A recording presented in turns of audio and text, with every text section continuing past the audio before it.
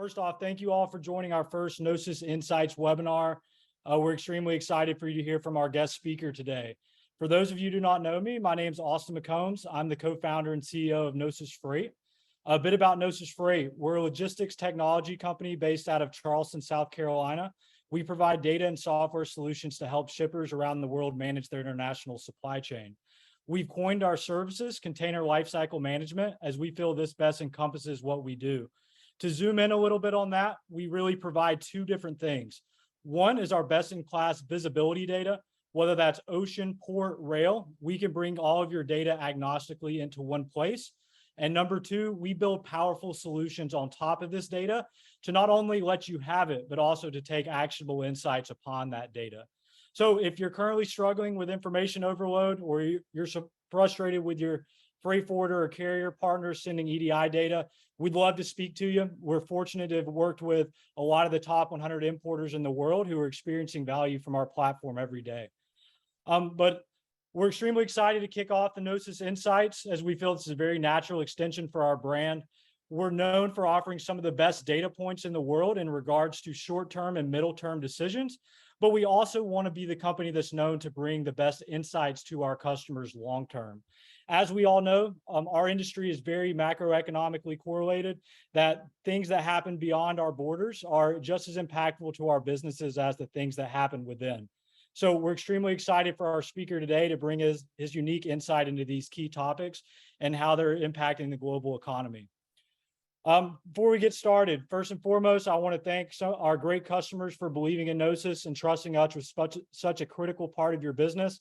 I see a lot of you guys on the call today, and we're very fortunate to have you guys support us in everything that we do. Our customers are at the center of everything, and we're thrilled to work in such a solid industry. Second, I'd like to thank ASF Global and ASF Logistics for supporting this event. ASF is a trusted partner for Gnosis and a high-quality provider for shippers searching for freight forwarder partnerships. So now for our main event, I'm excited to introduce to you Scott Kindsvater. Scott's became a great friend of mine and a great mentor to Gnosis, and we're excited to have him today. A bit about Scott is he currently serves as president of Kindsvater Associates. He is a recently retired lieutenant general in the U.S. Air Force, serving 32 years in the Air Force, also doing 10 combat deployments.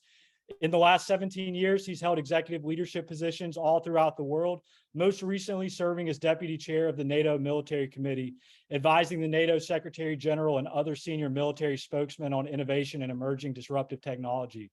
He was also a commander in the 9th Air Expeditionary Task Force between 2016 and 2017, and commanding 5,000 airmen and executing more than 20,000 air missions over a 12-month period in the fight against ISIS. These are just a few of Scott's many accomplishments in his career. Scott's a true example of excellence in everything he does, and we're lucky to have him today. Scott's going to go through a quick presentation followed by Q&A, and we ask the audience to please submit any questions that you'd like to have answered. Scott, first and foremost, thank you for your service in protecting this great country. We're very appreciative of the sacrifices you and your family have made for the United States. I, as well as the rest of the guests in the audience, are thrilled to hear from you today. The floor is yours. Thank you, Austin. I appreciate the opportunity. I have found these engagements are very productive, especially if we have a good dialogue at the end. So I'll briefly touch on the 21st century security environment. We'll focus on Russia and China a little bit. I'll throw out some wild cards that I see that are out there, and then I'll end kind of with some key thoughts and future opportunities. It's imperative that businesses thoroughly consider the geopolitical factors, as you mentioned, as they oversee current operations, as they make plans for the future and potential expansion. So I'll try to hit some of those key indicators for you to pay attention to and for your customers to pay attention to help us predict going into the future and hence some business opportunities. So first, on the 21st century, for the first time since the 1940s, we face competition and conflict in state adversaries in Asia and in Europe. And different than the 1940s, we're sprinting into this security environment at the pace of our times. Our competitors want to eat away at the West across all elements of national power and across all domains of land, sea, air, space, and cyberspace. All of our allies will be affected. All of our partners will be affected and tested. Our public will be tested. Our institutions will be tested, and our economy will be tested as well, small and large corporations. The global operating system is under attack and diplomacy is being rattled due to the multiple challenges all hitting us at the same time. And really, the West kind of took a knee after 1989 when the wall fell down and the Soviet Union collapsed. And when the strategic environment began to change around 2008, when Russia invaded Georgia and China started to flex their muscles, we really just didn't pay attention to that strategic picture. One, we don't like competition and conflict, so we somewhat look the other way. And really, the West loves what I call, and you know, I've talked about wine, cheese, and roses, and we just really didn't look at the true indicators out there. So this century is going to be framed by three enduring problems. One, instability, to include human drivers of instability. Two, a more proliferated world of precision munitions and weapons of mass destruction. And three, a return to global power, high-end competition. All of this framed under the headline that fear of losing something is what drives nations to act, and single leader nations like Russia and China react more and react more violently. So we're witnessing the world begin to align and pick sides again, similar to the Cold War, the old, what we used to call non-aligned nations. So the G20, the global South, or the old third world are all paying attention to this struggle and are also all being courted right now. This century is going to be complex, ambiguous, volatile, and uncertain. And if you want to flourish in that environment, you better embrace it. All the environment due to globalization, due to human interdependencies of this century and disruptors such as war, pandemics, economic competition, diplomatic competition for hearts and minds, cyber attacks, you name it, that whole package, we better have our national resilience all lined up and our security architecture all lined up underneath the global West and like-minded nations. And we need to face the fact that logistics and supply chains can no longer be an afterthought that they were for almost 2 decades. Now let's hit China. In 1899, the US Secretary of State said that the storm center of the world has shifted to China. And 123 years later, we're still talking about this shift and this pivot. Since the beginning, our nation has always moved to be a Pacific power. In 1780, we sent commercial ships to China, and we've had a persistent national logic that access and penetration of our ideas prevent threats from emanating. Americans just don't like spheres of influence, and history is on our side, from monarchies to Nazism to authoritarian actors. We've always contested them. So a few thoughts on China right now. It's all about control. Control of their own population, control over their region, control over the world order they don't like post-1945 that the US established coming out of World War II. China is the senior partner in this deal. Xi Jinping and Putin have had over 40 meetings. In the history of all of us alive right now in this, we've never had two national leaders meet more. And Austin, they're not talking about the surf conditions in Charleston right now. They're talking about changing world order and dominating the US. In just 2.5 years, China has gone from undemocratic to anti-democratic vocally. And post-Hong Kong and post-COVID, we know the world now knows what China's intentions are. We believe that Xi Jinping gave Putin the green light as a test condition on Taiwan for Ukraine. There's been no Chinese rhetoric against Russia or the invasion, and they've pulled out of every single UN meeting where Russia and Ukraine is on the agenda. China and Russian leadership are really courting the global South. We know they have no allies, they have no friends, they have no partners. So everything they're doing is working together to coerce those nations.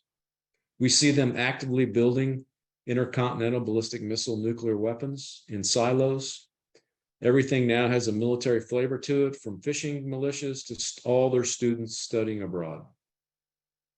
Their military has been tasked to protect interests abroad, and we have seen recently, they think that force is a valid way to achieve their objectives. And the one thing that scares me too is their military leaders are itching to get into a fight. They know they have to be tested to do well, and they're itching from that. Austin, you've teased me about my age, so let me give you a couple stats. So since I graduated from high school in 1985, trade volume in LA has grown by a factor of 10. We know that the Chinese are spending as much as we are on AI technology right now, and a third of global shipping is in the South China Sea. 4 out of 5 of the busiest ports in the world are in China, with the biggest moving a box full of goods every second of every day. We see the most productive shipbuilding industry of the world is in China. What takes us 3 years in the US to build a ship, they do in 6 months. They understand that 90% of global commerce and global trade is on the high seas. And those ships, unhindered by war, is where productivity and money is to be made.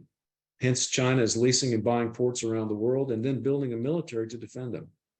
Key takeaway here is they're putting their money where their mouth is. And you don't do that. You don't build ICBMs and nuclear weapons at a pace unseen before in history and modernize your military unless you're hell-bent on the struggle with the United States. On the latest Taiwan issue and developments, if you look at it from both sides, it was relatively measured. Now, we know it was very aggressive, but China only operated in the daylight, so in full light of day for us to watch. There was no US aircraft carrier deployed, and Taipei was unwilling to escalate and was measured too. So there's no evidence that China's military exercise achieved its goals of undermining American or international support for Taiwan. Instead, it's fueled concerns of growing Chinese aggression and ambitions and generated more international support for Taiwan among key countries like Germany, as an example. Some future indicators for us to pay attention to are really all happening about this fall. And they're going to be it's really going to give us a peek into the future. It's hard to imagine a more concrete warnings to investors and to tech companies about the vulnerabilities of supply chains, chips, minerals, oil, lumber, gas, you name it. So we're going to need to watch Xi Jinping coming out of the November party conference this fall. Some indicators that I think trend us on a negative flight path. If we see a more aggressive foreign policy out of him, if we see more aggressive actions and military activities against Taiwan, if we watch Xi Jinping focusing on control and competing against the US versus his own economic growth and his own middle class. Another indicator to watch for this fall is the G20 and the behavior and reflections that happen from that, where Xi Jinping, Putin, and the US president will all be there. And as all that happens, then we need to really pay attention to these non-aligned nations and how they react to Chinese coercion. This global power competition, there's been some speeches by the Secretary General on the high north and the Arctic. So as we watch this global power competition really speed up here, does it speed up in the high north as well? That will be another key indicator to where the trends of our environment is. Finally, we should all pay attention to the number of bipartisan calls in the US to relook at our policy, which dates back to the 1970s. And if that actually comes to fruition, what that means for our economy. Now let's move on to Russia. Putin, I call the junior partner in this deal. He's the mob boss for Xi Jinping. Where Xi Jinping wants a new world order, where China runs it and runs the enterprise and runs the finances and runs the security umbrella, Putin wants no world order, none. Where China is coercive, Russia is simply subversive. We continue to watch and witness the Russian way of war, which is indiscriminate violence and collective punishment of the nation. The strategic intentions of Putin, I believe, remain unchanged. And the quote from Lenin that said that their empire must have Belarus, it must have Ukraine, and it must have Moldova is still very relevant. And the centuries-old quote that said that Russia is just another darn country without Ukraine, and with Ukraine, they're an empire. And that's squarely in the minds of senior Russian officials. Ukraine effectively means the outskirts of town. So we see the world really beginning to suffer from this invasion, and the humanitarian pain and will last a long time. There's lots of statistics of what Ukraine means to the world in terms of production and manufacturing, but the one that really sticks out to me is 15% of the total caloric intake of humanity every day comes from that one nation. It's the world leader in agriculture, #1 exports in fertilizer, #3 in iron, #5 in bee production, #2 in titanium, #4 in engine turbines. 25% of the black soil of the planet is in Ukraine. So we witnessed a highly motivated and well-armed and tactically adept Ukrainian force exploit weaknesses in the Russian force. And the Russians really continue to struggle on the battlefield with logistics, coordination of different elements of power. And their campaign suffers from poor equipment, poor training. We've seen several poor leadership endeavors. And they've suffered more actually in 6 months in Ukraine than they did in the total 9 years in their Afghanistan invasion. But they still have significant capabilities and they cannot be discounted. The strategic goals of the West have really come together across all of our elements of national power, diplomatically, economically, and the info space. And this glue that links all free societies will really be crucial going forward. I tell you, the West and the Western media still paints a picture of Ukraine winning. I just recently traveled the last couple of months through the Middle East and Europe, and that's not the narrative there. Of course, much of the narrative is pumped in from Russian television, which is full of propaganda. Propaganda does influence those nations, but from European news, you get a sense that winning or who is winning really isn't discussed right now. The narrative is all about food shortages, gas and oil shortages, high prices across the board, including electricity and humanitarian suffering. As an example, in the United Kingdom, in the last 6 months, electricity has gone up 200% and expects to hit 300% this winter with a brand new prime minister coming on board. And you know where that prime minister politically is going to be worried. There are 4 facts on the ground that I think are really relevant for all of us to keep in mind about the Ukraine endeavor moving forward. 1, Russia controls the key nuclear facility, which has been in the news a lot lately. Russia controls the dam that provides fresh water to Crimea. They own the ports that produce roughly 70% of the import exports to Ukraine, so they're choking them off. And we've seen they can target any target across the country with long-range munitions, which doesn't bode well for some sort of a Marshall Plan for Ukraine moving forward. Since April, the front is about 600 miles total, and it's only moved a few miles back and forth since April. We see in the news today, and Ukraine has been telegraphing this more than any other operation I've ever seen of a politician telegraphing a military operation, is this battle at the Dnieper River near Kherson. And I think that's going to be the line of fighting for the next few months to pay attention to. It's a regional capital. We know that Russia's trying to annex it next. We know that they're going in and giving cash and trying to coerce the people to have some sort of a vote by this September, October. But that's going to be a big fight in that region. Now, the litmus test of who can balance this and who can win is going to be who has time on their side. Wars often develop into stalemates. They're always a competitive collapse until someone stagnates or someone capitulates. And we're watching that happen right now. Some key indicators for us: 1, watch the West. Do they fracture? Or does NATO, the EU, and the global West stay together on this? And the other one on the Russian side would be, can they really continue to sustain these sanctions and all the military losses they've had and still stay in the fight and still keep this fight frozen?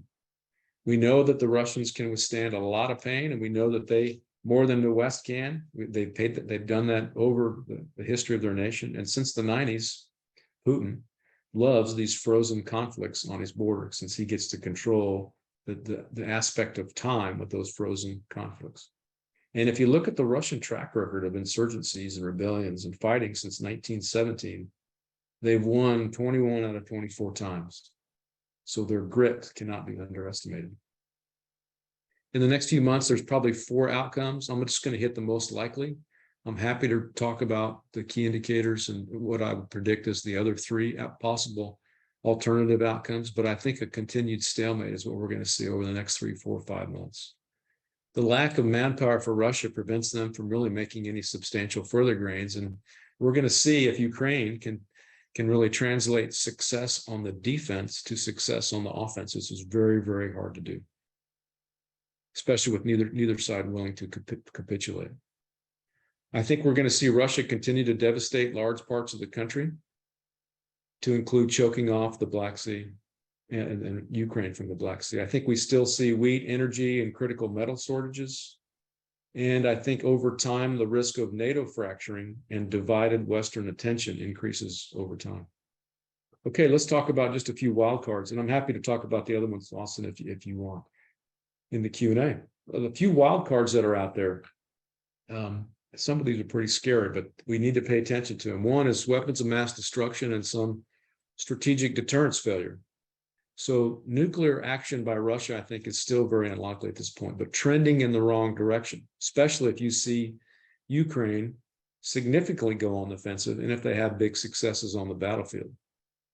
The primary factor against using such weapons, though, is it provides no advantage in the fighting, where both sides are pretty close to each other, and we don't see any large-scale concentrations of Ukrainian forces. One battlefield nuke doesn't gain you much, and multiple nukes actually, of course, hurt you and could lead to direct engagement with the US and other nuclear powers. If we see another wild card, could be if we see some sort of a Russian revolution taking place or Putin dies.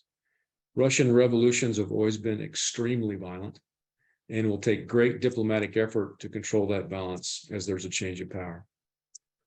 Another one, a wild card's out there, I think, is Xi Jinping steps up and tries to broker a peace deal and puts himself on center stage across the planet, similar to what Teddy Roosevelt did during the Russia-Japanese War in 1905. We need to pay attention to the humanitarian crisis. 2/3 of the Ukrainian kiddos and their children have been displaced or left the country. They would put America on our knees if we lost 2/3 of our kiddos displaced in just a generation. So we really need to watch that brain drain from Ukraine and the depopulation that's happening. On the oil and gas market front, so this wild card really matters. The EU decision to cut off Russian oil imports that comes this December could bring triple energy shock to Europe this winter: gas, oil, and electricity. And if Europe stands by this decision, that oil will be absorbed into that global commodity market. So we'll see, and many are predicting, a huge price spike across the planet. Of course, that's why the US administration is trying to cap the oil prices right now. We need to pay attention, obviously, to what Putin does with the natural gas and how much he uses that as a leverage this winter. And right now in the media, they're already talking about the European nations limiting their manufacturing and production, just not piping in natural gas to those elements in order to keep the houses warm. So you want to talk about that three-prong attack and you force Europe into a recession, that's really going to hurt us also at home. Let me just close with a few strategic choices in the path ahead as I see it. Austin, you and I have talked about this, but I'm hugely optimistic about our path as a nation. We've always had a ton of resilience as a nation, and we've always had great young generations step up to the plate and lead us and do great things for us. So when you think about what we did with the Soviet Union, we contested and competed for 25 years and basically ran them out of gas. That offset or contained strategy is also going to apply to China. We have soft power across the globe. We know that, and we're a force for good. We know that China and Russia have no friends, no allies, and just coerce everybody. We need to take advantage of that. It's a huge diplomatic effort across the global West. All like-minded nations are in this together. The world is obviously linked way more than it was back in the Cold War days. And we need to do everything we can as like-minded nations to preserve our stability and our values. We still must be able to deter and defeat wacko powers at the same time, like North Korea or Iran. A third element of our strategic choices should be strength and balance across the globe. And part of that is really limiting our infighting as a nation politically and stop the outrage of internal politics. I think that would obviously help us, because that tends to drive us towards crisis and conflict versus away from it. And I'm all about driving us away from crisis and conflict. We need to be able to deter threats with our military versus with preparedness versus our reputation. We have a great reputation across the planet for a great military, but that has to stay. And really, I think understanding that logistics in this new environment is both critical and a critical vulnerability as well. So the nation that can operationalize data for decision makers across government, across military, across industry is going to have a great advantage moving into the future. Austin, I hope that stimulated some thought. We hit a bunch of topics there in about 15 minutes. I'm happy to take any questions you have. Good deal. Scott, super powerful stuff as always, and we particularly appreciate you kind of bending and shaping this in the direction of some of the concerns that our customers have. So fantastic, outperformed expectations as always. As we're waiting, guys, feel free to start sending some questions in to the Q&A that you can find in the bottom of your screen. But in the meantime, as some more questions are flowing in, I have a few to kind of kick us off. Scott, you mentioned the most likely outcome for Ukraine and Russia is a stalemate. But if we look at maybe the next most likely possibilities and what the impact of those actions would be, Could you give us a little bit more insight into maybe what is the second or third most likely outcomes and what that would mean for the world? Yeah, sure. And there's some key indicators too that nations, governments, militaries, industry, corporations should pay attention to there. So one, I think we got a stalemate for the next few months, like I talked about, and maybe next 6 months. Two, I honestly think, and it's pretty close, I think the next most likely is Russia gains the upper hand. Three would be Ukraine, the inverse of that. Ukraine gains the upper hand. And then four, and least likely to me, is some sort of a negotiated settlement. So on the first one, Russia, to me, the size of the Ukrainian military versus the size of the Russian military makes it just simply unrealistic for Ukraine to kick out Russia. And going on the offensive is so much harder than the defense. And if you look at the amount of Western munitions and Western weapons that we've given them, I would call them resistance weapons, right? Defense weapons versus what you need for an offense. So we'll see. I think another indicator is we know that Russia has taken on the statelets of Luhansk and Donetsk. They're trying to take on and transition Kherson as well. If that happens, I think that would be an indicator toward Russia really maintaining an advantage. The other thing we need to pay attention to is the winter. So energy doubles in Europe. We've already seen some fracturing in Bulgaria, Hungary, Ukraine, the United Kingdom is hurting. So we really need to pay attention. Does that glue stay, or do they start to fracture and kind of just tell Ukraine, just deal with it. We need our gas and oil. We'll see. And I think another one is the U.S. presidential election cycle starts the day after November election. So all of our policy disagreements will be on, like we do, we're a very transparent nation, will be on full center stage for the world. I think that could give Putin an opportunity as well. Ukraine taking control and actually tipping towards them. I think it's all about this offensive. I think they've got one shot at this, Austin. I really do, to do combined arms, true offensive, and kick out and move Russia out of Kherson, and then maybe follow on to that. That would be a indicator. And then the cumulative effects on Russia we need to pay attention to. So when I was in Bratislava and Budapest recently, there were street signs on the street recruiting hackers, just private citizen hackers, to attack Russia. So when you think about the cumulative, like McDonald's has left, ATMs have left, Starbucks have left. My God, could you imagine Charleston if we had no McDonald's, no Starbucks, no ATMs? We'd start to collapse. So this cumulative effect, does that really start to impact Russia, even though they can withstand a lot more pain than we would be used to?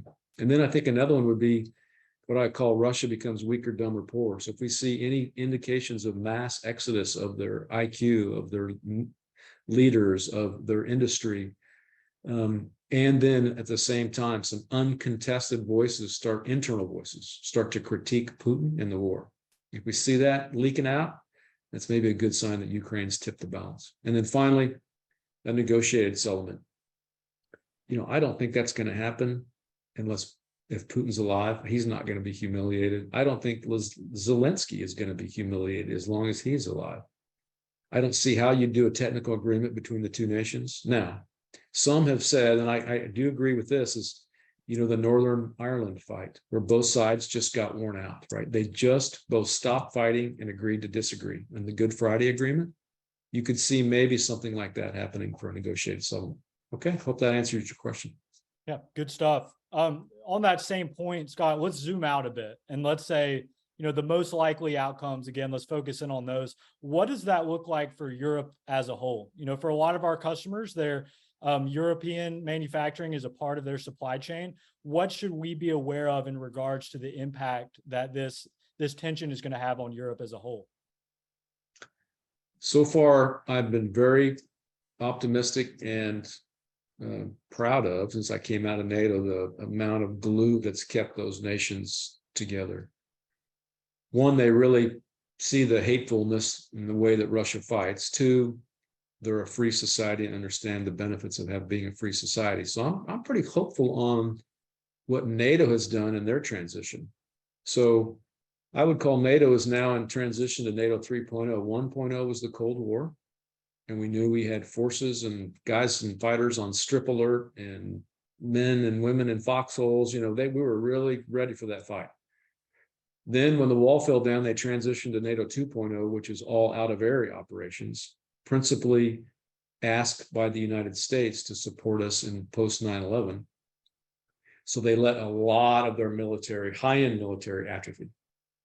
And now they're in a big transition to NATO 3.0 coming out of Madrid summit in June, where you see they've gone from 40,000 to 300,000 of their defense forces. They're starting to plug in their high-end capabilities.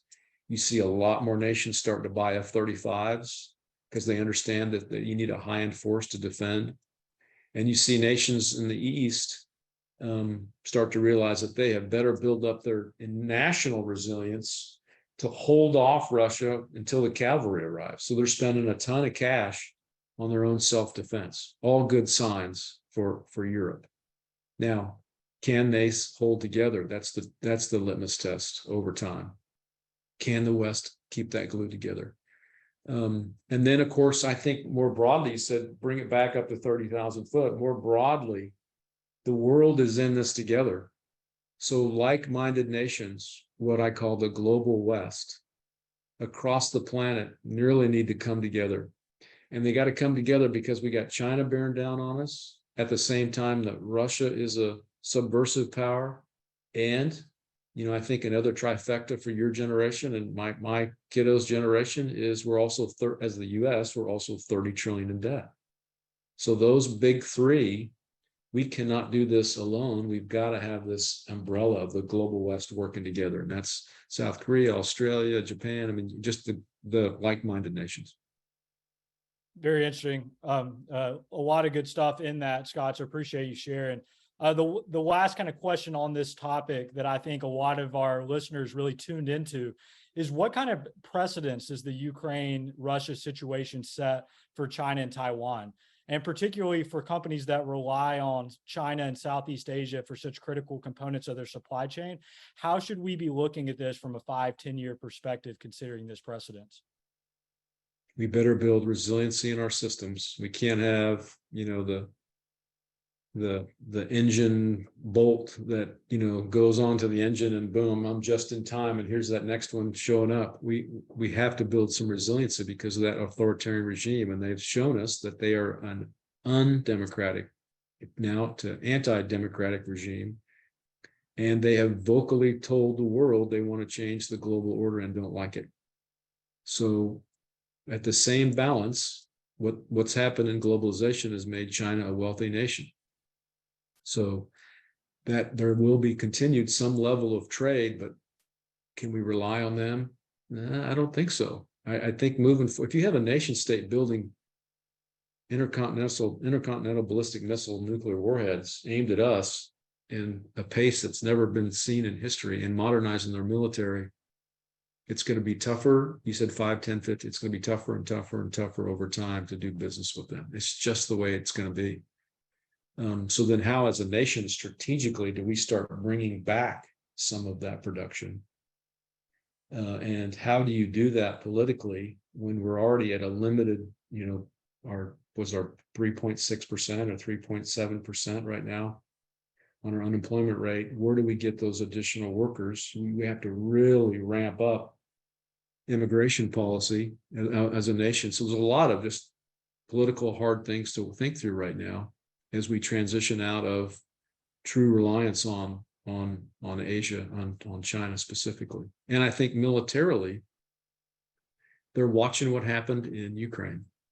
And they're watching, I think it shocked them how much glue the West came together in diplomatic and economic sanctions and in the info space. I think that set them on their heels a little bit as to what they were thinking their intentions were going to be with Taiwan, which is to go do it quick. So again, like-minded nations, the global West has to come together and really contest and compete them at every single turn. Now, can we bring them into the fold and, try to change their behavior set? We'll see. We know that for all of us, Xi Jinping and Putin aren't going to live forever. So, we got to just keep being a global force for good and keep sticking to our values. Great question. Really great question. No, very interesting. And I think it's particularly interesting for the group on this call as, it won't just be the diplomats and militaries playing this out. It's also going to be about the resilience of the companies that are based in the United States to create optionality and other, capabilities beyond the reliance on China and the Southeast Asia. So all good stuff. And I'm sure some more questions will come in on.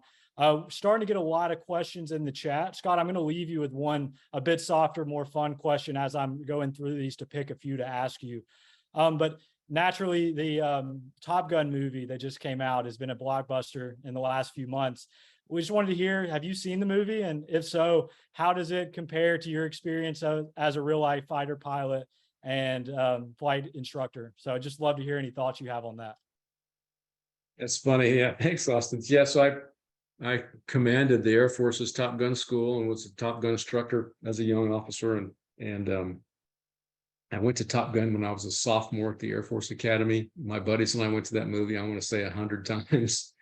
And I was lucky enough and to be the only one of my friend crowd that flew fighters, and then got to do the weapons school, Top Gun stuff. So that's awesome.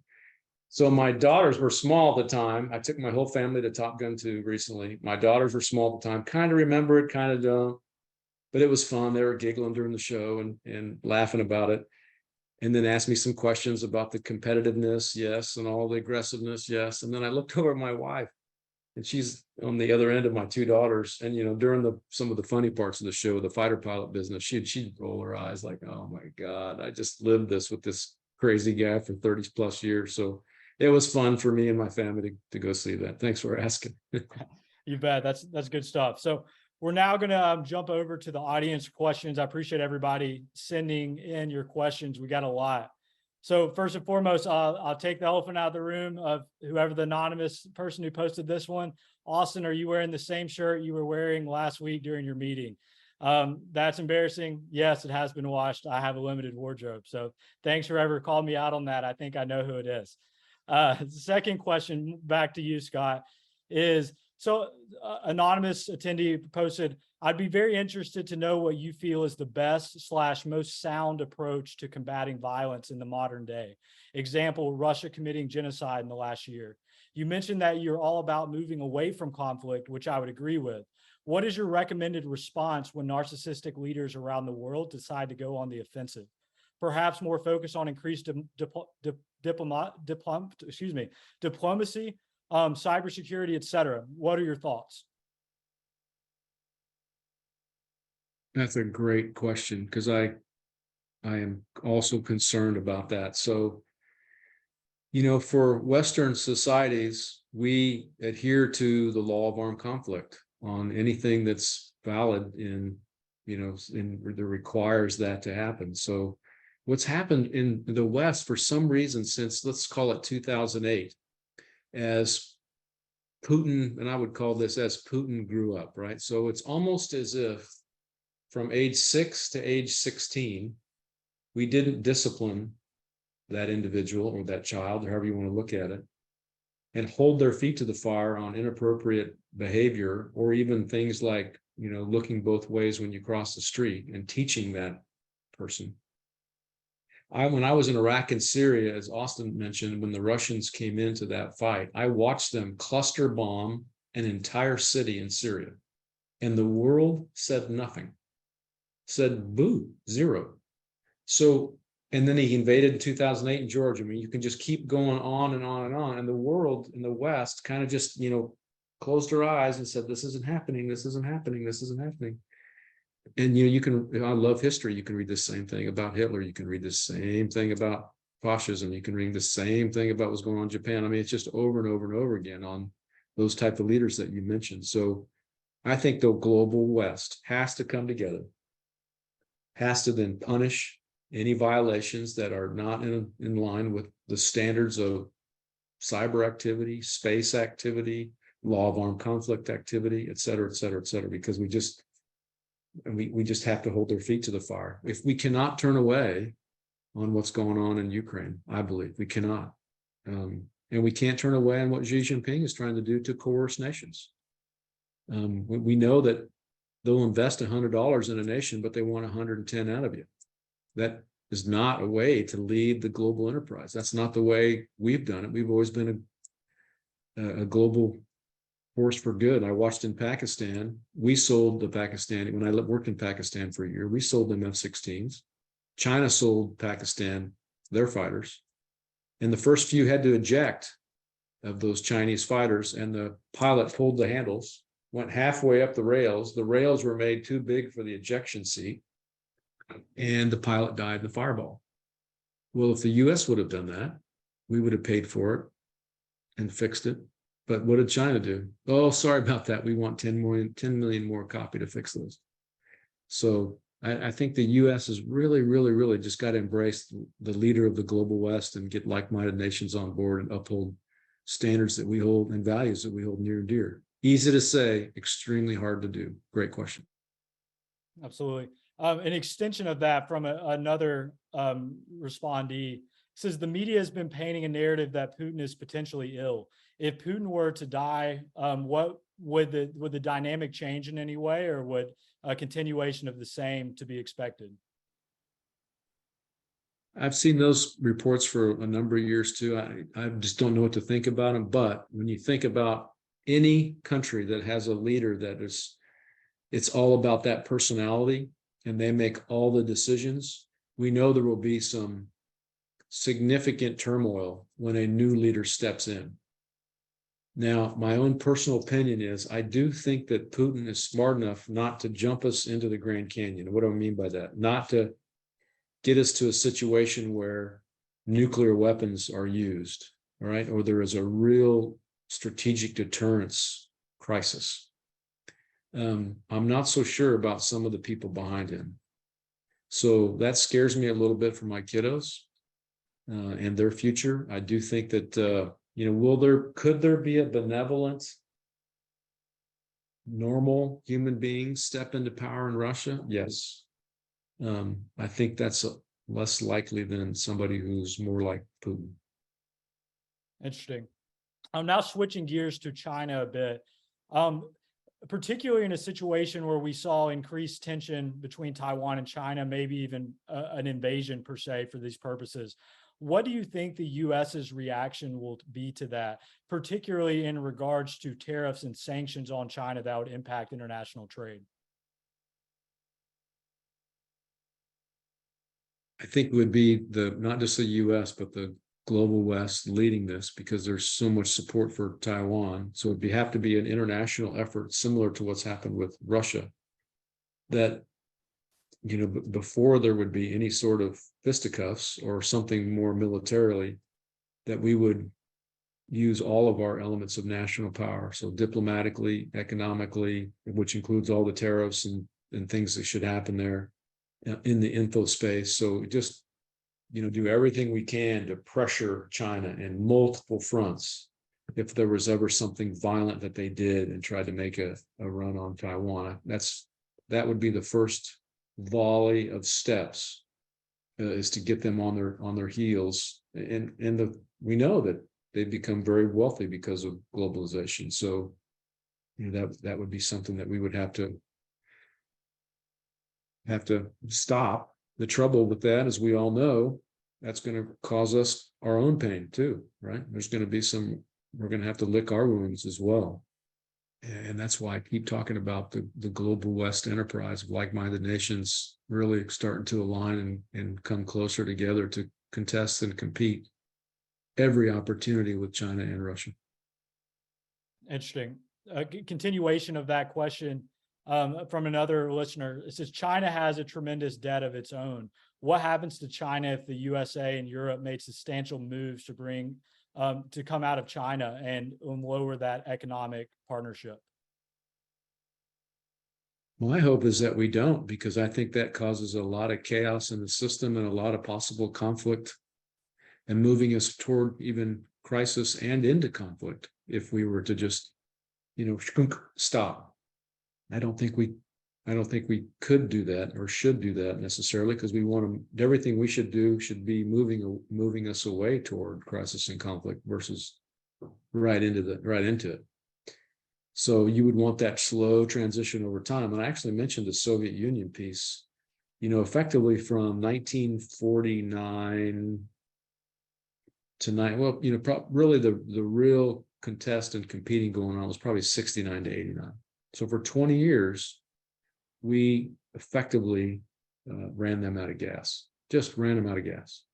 And I think the same thing has to happen when you think through if China becomes as vocal and as active and as dominant and as coercive as they are, we would have to start the same type of policies that we did with the Soviet Union to just slowly erode their power. We couldn't do it overnight. It would just have to slowly happen over time. And we couldn't bring all that production back overnight to the United States anyhow. So that's why I think we need to really pay attention to a lot of this bipartisan calls for a new China policy. We'll see where that goes as a nation. Great question. Yeah, spot on there, Scott. And again, a lot of thoughts to unpack, particularly from the group on this call of the impacts that'll have on their business. So moving forward, a few more questions left. I want to move kind of introspectively to United States and our side. I heard you reference, I took note in a few places that you referenced soft power. What can you describe a little bit more about what soft power means? I know we've discussed that before, and kind of how you feel that can be important for American leaders to have success in this ever-changing global political climate. Yeah, I can give you, I guess, a personal example. When I was in Pakistan, we had just killed bin Laden, and we were rebuilding the bilateral relationship with Pakistan. And every meeting that I went into with my admiral and general Pakistani counterparts, either in or out, the Russians or the Chinese were going opposite direction, of course, spying on me. And I already talked about, the soft power. It's all about trust, right? Soft power is all about trust and who you trust. So I talked about the Chinese selling fighters to Pakistan and the U.S. We would never do that to them if we had an error in something that we made and they bought. And then my own personal example was when the Arab Spring hit in Pakistan, which is a very chaotic time, if we remember, for everybody, that in the middle of the night, they didn't call their Russian or their Chinese counterpart. They called me. And they called me because they knew, as an American general officer and trusted friend, that they were going to get my best professional and personal advice as to the situation they were in. It wasn't framed by the president. It wasn't framed by politics. It wasn't framed by a national point of view. It wasn't even framed by my boss. It was framed by my own personal experiences and my own professional advice and my relationship with them as a friend and trusted senior officer. So that was pretty neat. When they at the end, the 7 or 8 or 10 that I was working with said, we didn't call anybody else, we called you because we knew we could trust you. That's soft power. So take that out exponentially across the globe in all of our embassies. Take that out exponentially in all of our business endeavors, all of our CEOs, all of our industry.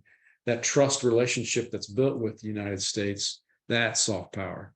And that's everything from our libraries and access to our society, to our Hollywood, et cetera, et cetera, et cetera. So that is where the U.S. will lead the West out of the 21st century problems that we have right now with Russia and China.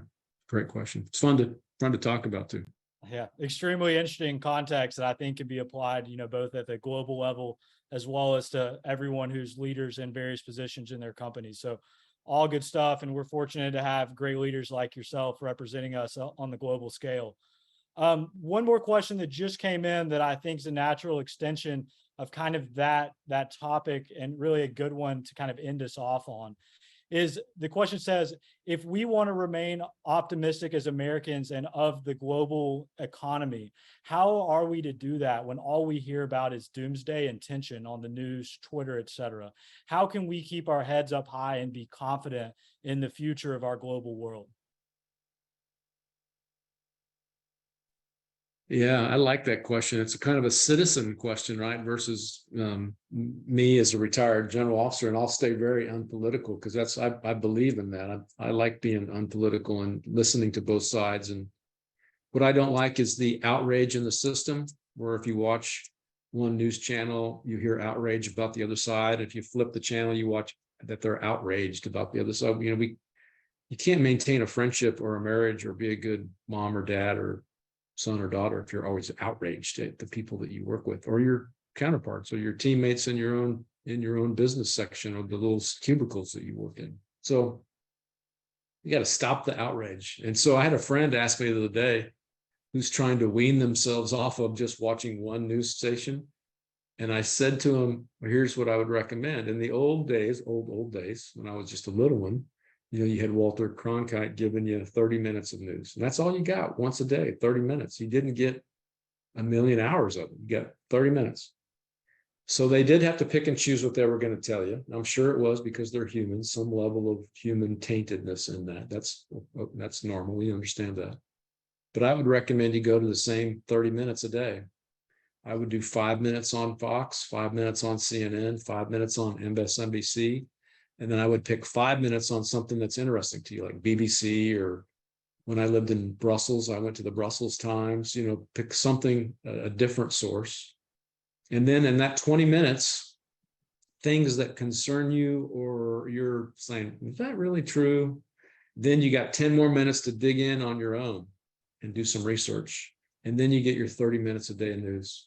That seems to build a better temperament in our citizenry if we all did something like that. Because I agree with you, the doomsday, and if you watched one particular side. And the other thing is, even in your marriage, I love my wife to death up to 30 plus years, but I would not be in a situation where I would let her transmit for 8+ hours, right? Your best friend, you would never bring your best friend in and let them just transmit for 8+ hours or 10+ hours a day. But people turn on the news station, I've noticed, since I've been home, about 8 of the last 10 years I've been overseas. People have that news on all day long. It's like bringing a friend in or an acquaintance and just letting them transmit their opinions to you, because most of our news media is opinionated media. So I think we need to really pay attention to that, and we'll work ourselves out of that. There's a lot of chatter about, marginalizing the left and right and bringing the middle together.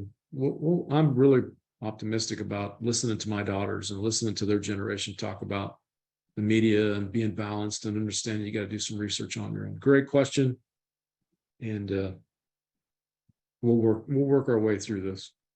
Absolutely. And Scott, something you told me a few months ago that stuck with me is that a lot of the media outlets are actually using like POW tactics to garner attention from its viewers. And I thought that was something really fascinating as I really thought through that. So, God be with us in the next few years as we're working this all out. But like you said at the beginning, we have a new upcoming generation that's strong and thoughtful, and good leadership from the generation above us. So I have confidence, at least, that us as the United States of America is going to work it out, and just another chapter of the story. But with all that being said, Scott, we really appreciate your time today and you answering these questions. Guys, for anyone in the audience who would like to have Scott speak at any events that you may be hosting in the future, feel free to reach out to me. Scott travels around the world doing presentations like these all the time. And always has interesting takes and is always on the top of every topic in terms of relevant information. So please don't hesitate to reach out to me if you'd like to be connected with Scott.